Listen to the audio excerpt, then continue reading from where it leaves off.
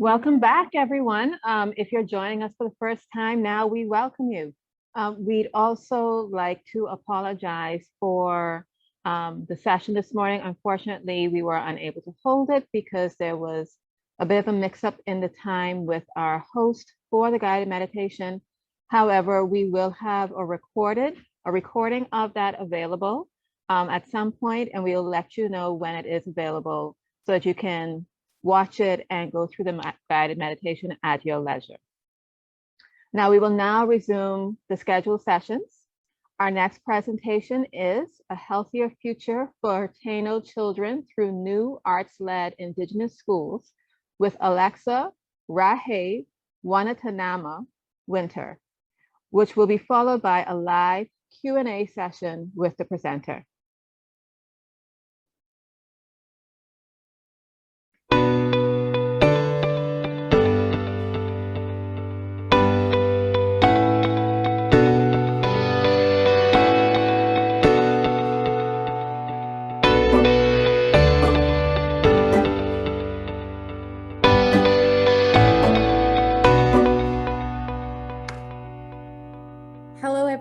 And welcome to today's session on a healthier future for Taino children through new arts-led Indigenous museum education.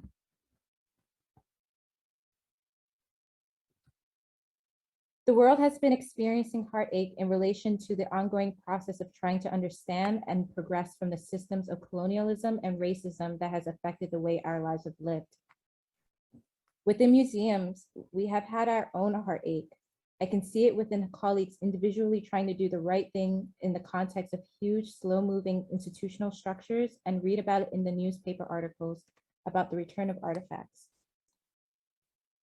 The positive element to bear in mind is that the appetite for engagement around ethnographic, indigenous craft, and visual art collections is high. The danger is that the inherently imperialistic structures of museums mean that the chance of alienating audiences from indigenous and diaspora backgrounds is also very high. Further than that, we also run the risk of losing out on knowledge about those objects that can help us contextualize and utilize those collection items in future engagement in a way that is just, correct, interesting, and effective. This process, already underway by some colleagues here, is a process which is connected to the counteracting those manifestations of racism, which quietly ease into our daily lives, such as exoticism and othering, while also being active within society and our institutions to try to change larger structural models, which are locked into imperialist and paternalist thinking. Learning programs within museums have extraordinarily have potential for breaking down barriers and proposing different ways of education. And this process will enable both our collection items to be appreciated in an appropriate way, that our visitors and participants to have the experience that they deserve.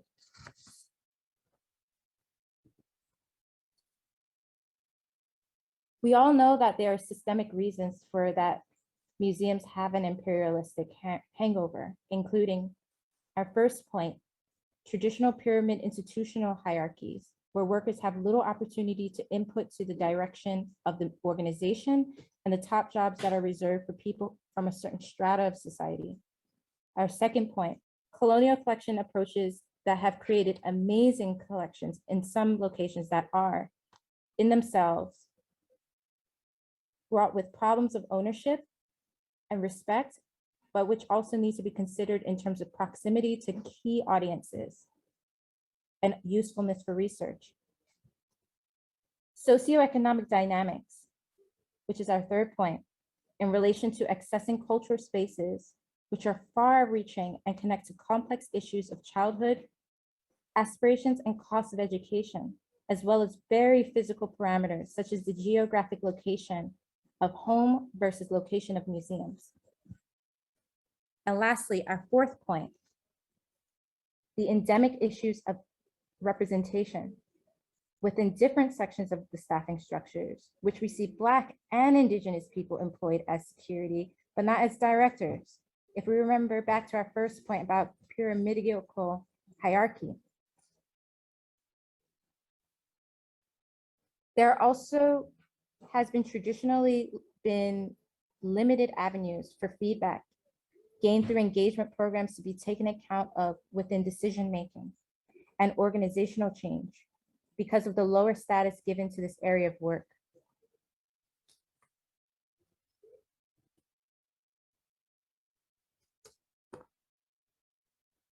Within museums and other cultural realms, narratives of Indigenous Caribbean heritage are scarce, even after a degree of decolonialization of museums, curriculums, and equality work within society. This situation is extenuated for the Island Arawack diaspora living in US cities who have very few culturally appropriate educational experiences available, despite significant collections being present in cities such as New York. We have to realize that the scarcity of narrative is linked to much bigger trends within scholarship, which are also changing in respect to the type of historical research which is conducted and how narratives about Indigenous Caribbean history are communicated. There are also strong connections to extinctionist ideas that have worked to limit and rarefy the small amount of information available.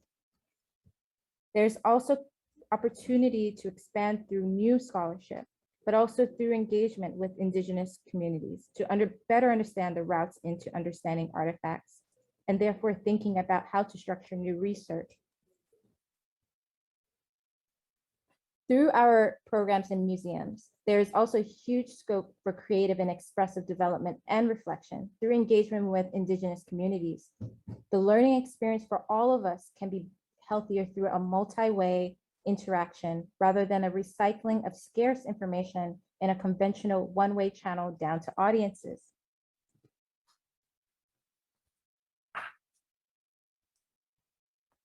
As a form of healing, we also have to recognize how some of the educational exercises with touch on Indigenous Caribbean heritage have caused harm because they have been devised without understanding of either the intergenerational trauma represented by some artifacts, nor on the positive side with true understanding of the extraordinary potential of the alternative knowledge sets held within some objects. There's a real danger of compounded harm and perpetuation of this apparatus through culturally inappropriate education within our working situations in museums, galleries, and academia. Recent examples, such as the Zin Education Project, Columbus versus Taino debate exercise, shows that the disconnect between our Indigenous history and routes to critical access needs urgent attention. This project, while I am sure it was made with positive intentions in mind, but if you think of a small child entering into a workshop debate that centered on the rhetorical allocation of blame around the enslavement and prosecution of one of the parties, this is not a healthy mental exercise. I'm talking about any child here. If you go on to think that the child will come from a background where they realize that it was their ancestors who were disputed victims, where does that leave you? Where does that leave them? Those are not the high quality, nuanced, well-informed and affirmative experiences which we want for our learning programs.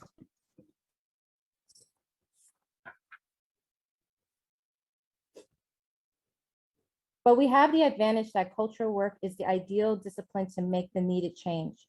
As a personal and professional development for myself, I have tried to keep focused on the process of creating a future view, hypothesis, and rallying call, which would catalyze further research towards a culturally appropriate, inclusive learning environment within museums practice.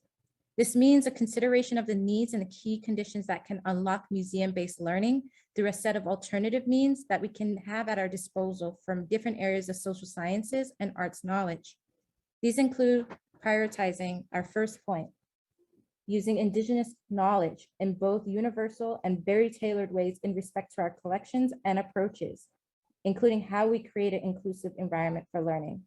Our second point, foregrounding folk and traditional arts as a way to genuine self-expression.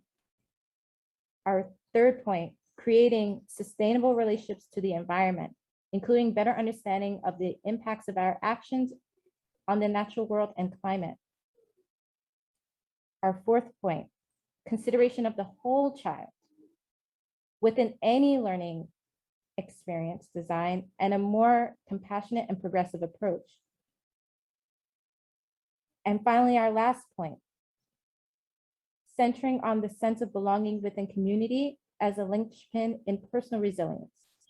This final point reinforces the need for museums, education programs to work in harmony and in partnership with their communities. For example, long-term pairings with schools.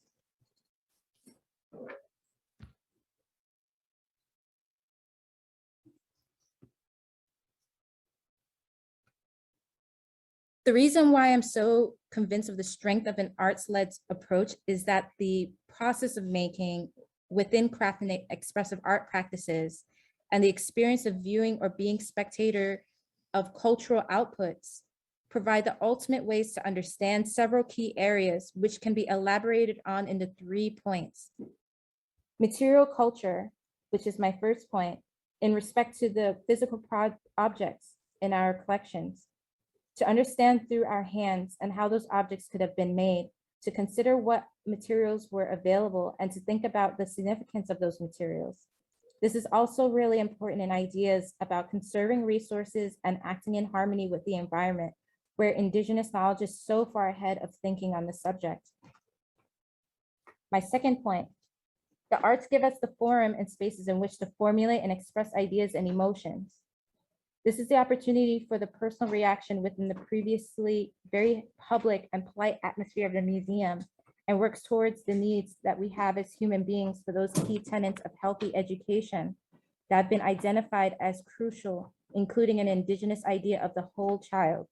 Within museum education, we can respond to and run with so many aspects of the emotional, intellectual, and creative life for our participants in a way that is not open to other sectors. Thirdly, the arts work so strongly with narrative. This is a way to both investigate and communicate. The narrative can unlock so many new ways to understand and research Indigenous artifacts, following examples of knowledge transfer offered through inherited storytelling and oral histories. It can also be a way to explore personal and community experiences and create belonging through those mechanisms of allegory, example, interconnected relationships and shared histories.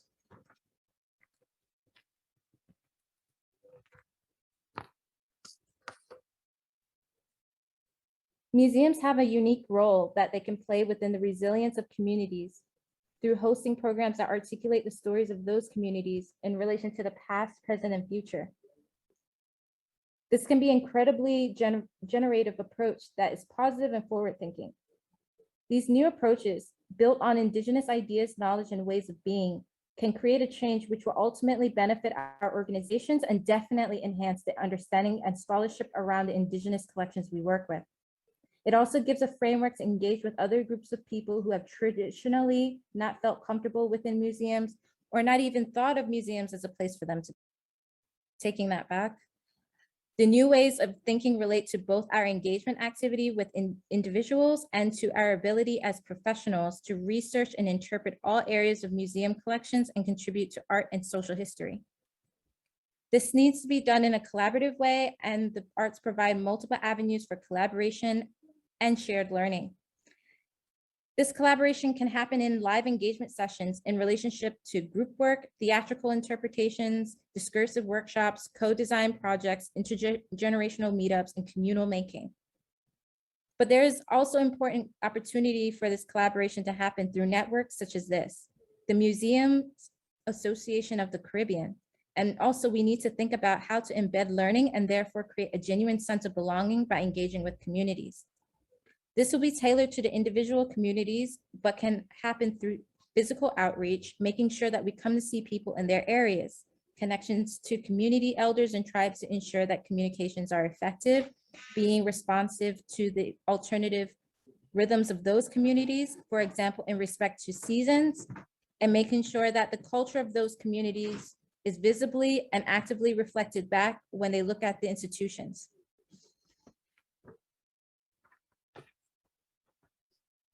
As an example, this is a video excerpt from the Taino Day 2021 held at the National Museum of Jamaica.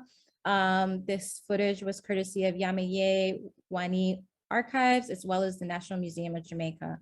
It shows a video of Kasike Iani and a young girl named Nala discussing barbecue, and which the presentation itself was centered on loan words. And from that discussion, it related to other oral histories and retentions.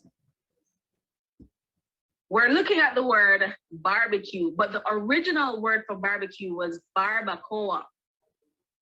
We're looking at how our ancestors, they barbecued their food.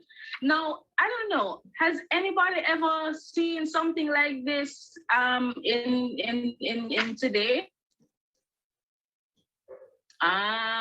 Okay, so we have different ways in which we do it now, because we've upgraded the way how we barbecue. Yes, Nala, I'm seeing your face. So this is how they used to barbecue before. They would build the stacks and then have the other sticks come across, and they would put the fish on it. And as you can see, it's slowly roasting. Now, how we do it today, we put it in a drum pan, and we have the coal on underneath, and you smell that nice jerk fish coming through. That jerk fish, jerk chicken. Who knows jerk chicken? All right, good. So we did that today, and this method of how it was done for our ancestors is still being used today. Now, instead of roasting fish on this way, what we do is sometimes we dry herbs on it. So like when our grandmas and grandpas would pick their herbs, they would hang them on this for it to dry. And sometimes, like even for our ancestors, they also use this method. They actually slept on top of the racks going across. And yes, Nala? Nala, raise your hand. Yes, I did. But with my grandma uses that for her mints and thyme and the those kind of spices. Good. So Nala, I'm really happy you find that out, because that is showing us that even from then, centuries ago, that method is still being used today in our culture. Yes, so that video was with Nala and Kisike Iani Keiko Takina on the history of barbacoa or barbecuing in the large scope of loanwords and what had lived on over the years.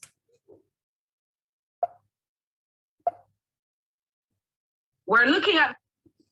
So that concludes my presentation. I want to thank everyone for letting me speak today, and we'll now move on to our live Q&A session.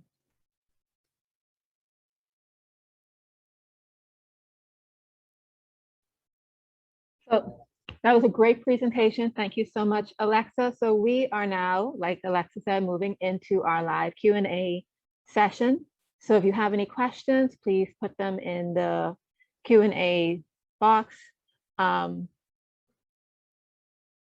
I'd also like to open the floor to you to give any additional comments while we wait to see if we have any questions. Yeah, thank you for this opportunity and being able to, share my ideas on such a public forum like this and opening the dialogue. And as I was watching myself, I'm not used to being in front of the camera. I'm usually behind the camera shooting somebody else. So I was just laughing at myself the whole time. And I realized I knew that I was dealing with very difficult topics and just trying to create a space that was generous enough to consider both sides and how do we move forward in a way that's truly sustainable. So that's been my perspective or the teachings that I've gained from that experience. And the experience is still ongoing, even through this Q&A session. So I'm looking forward to any, questions that I can respond to pertaining to the presentation. And I hope that whatever information that I provide from the perspective of someone being Yame Taino, it can definitely help other our relatives in other neighboring countries throughout the Caribbean.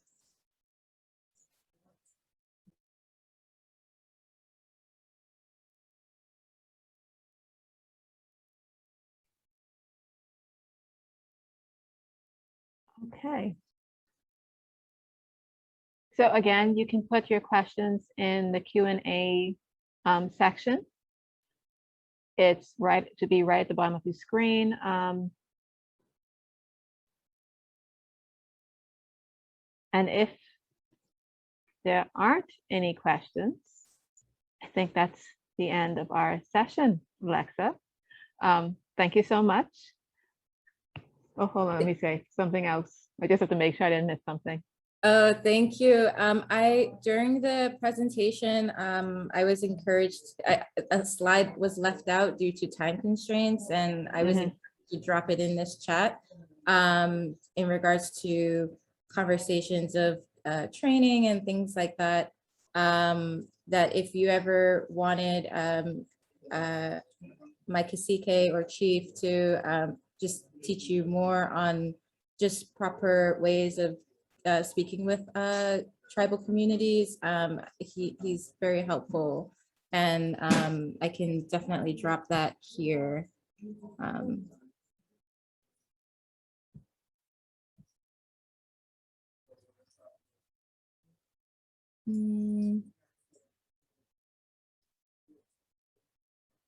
Sorry, I have it.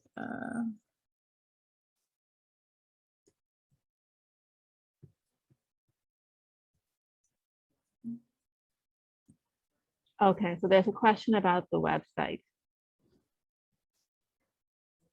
About which website? Wait, hold on.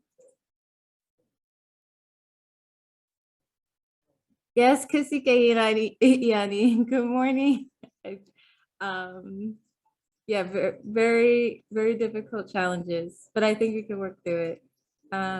Question, is there a website? Yes, we have a website working in progress, but in that PDF that I just shared, right now I have the email. We're working with like web developers and stuff just to really consolidate our ideas into like one single website, because it's a lot of things, a lot of work to be done within the community, and just sharing of resources. And I think as of right now, that email, mabrika@yamewani.com, if you want to send any questions or set up a time to discuss more, I'm very open to, depending on your question, I can try to be a service as the best I can, for sure.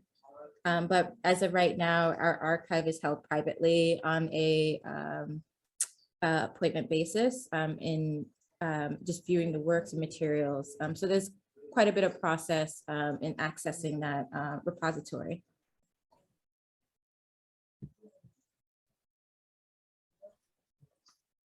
Okay. Thank you. I think. All right.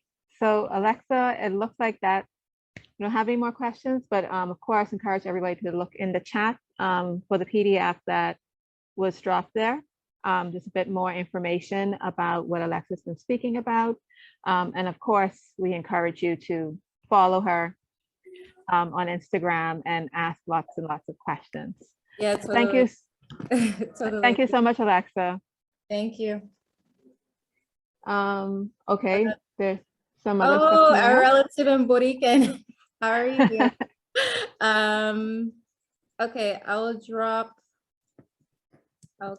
copy your message and I'll reach out to you after this.